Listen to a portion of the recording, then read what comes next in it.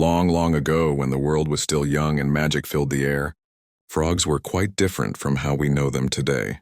They had beautiful voices that could sing the sweetest melodies, bringing joy to all the creatures in the forest. But there was one little frog who wasn't content with what nature had given him.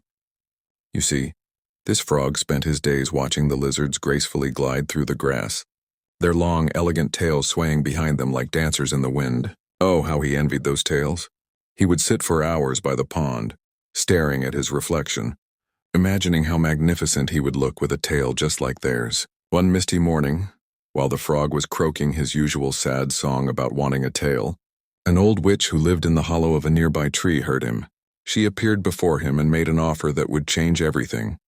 "I can give you the most beautiful tail in all the land, but in exchange you must give me your voice." The frog, blinded by desire, didn't think twice. "Yes," he exclaimed, making his last sound ever.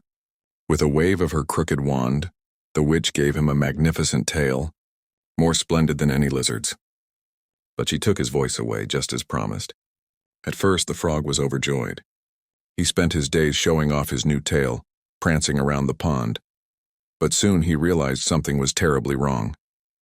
Without his voice, he couldn't call to his friends. He couldn't sing with his family during the evening chorus. He couldn't even warn others when danger was near.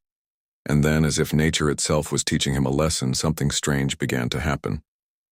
Day by day, his beautiful new tail began to shrink. First, it was just a little shorter, then a little more, until finally it disappeared completely. The witch was nowhere to be found, and the frog was left with neither his tail nor his voice. But this story doesn't end sadly. Over time, nature took pity on the frogs. While they never got their tails back, their voices slowly returned, not as they were before, but as the croaking songs we hear today. And that's why frogs gather by the pond each evening, singing their simple songs, reminding us that sometimes the things we're born with are the most precious gifts of all.